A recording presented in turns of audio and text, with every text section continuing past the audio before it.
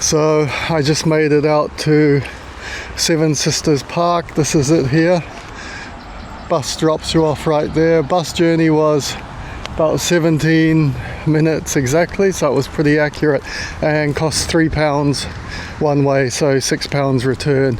And you get the bus opposite down there. You can see there's one waiting right there, so it's basically not hard to find. And it looks like what about, not sure, maybe about a K, maybe a K and a half, maybe, yeah, not sure exactly how far it is, but doesn't look like a hard walk. And you can see some people up there. I think they might be walking all the way back to Eastbourne. You can do that. You can walk all the way along the cliffs, I think, if you have time. I'm not sure, I think it's like a good 2-3 hour walk depending on how fast you walk. And really nice countryside here, a lot of people here. There's more tourists here than I thought was going to be here today. I didn't think there would be that many, but seems to be quite a lot. So I'm not going to video the whole walk along here. I'll just video this bit at the start just to give everybody a look, and then once I arrive I'll let everybody know how long it took. But it seems like I can do Eastbourne in a day rather than staying the night as I planned. And this is the bit that I really wanted to see, so I came down here, purposely to see this. So if I can do this in a day, it's really, really good. And now that I know how to do it, I could always do it again if I wanted to come back. So, and nice little gentle breeze here. Perfect day for walking. I stopped just a little way in just to show you this estuary here.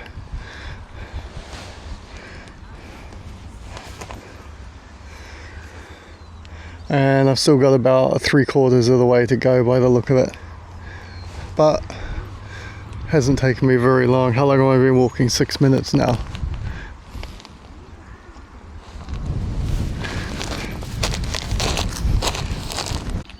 I've taken another little rest here. There's some seats right there, and got about another, I would say, about half a K maybe, not that much further.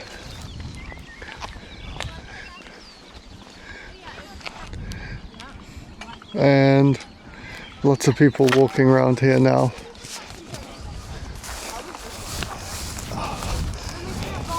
I'm guessing this is all a kind of like national park here, so you can kind of walk wherever the gates are open. You can walk here. And you can see it's getting pretty dry because this was all a few weeks ago. This would have all been underwater here, but it's dried up because of the summer, because of the heat. And people hiking. Like I said, I think you can hike all the way from Eastbourne right out to here. And really nice. The countryside is looking beautiful. A few sheep on the hills over there. Really good if you like a kind of easy stroll for 20-30 minutes. This is it. And hopefully there's some toilets down there. I can see a couple of houses. I think there might be a visitor centre there. I'm not 100% sure, but I'll let you know.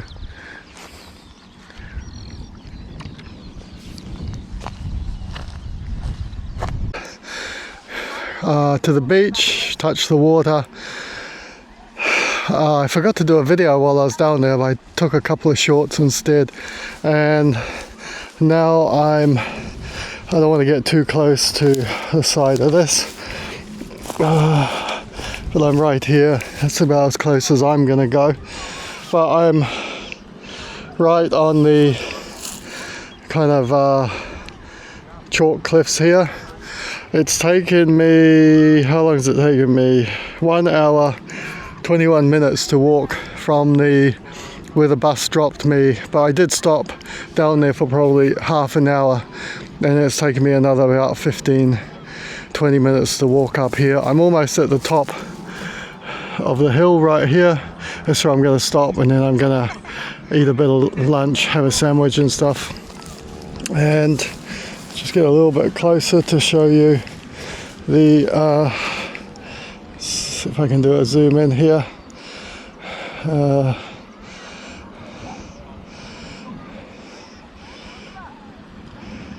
See how clear the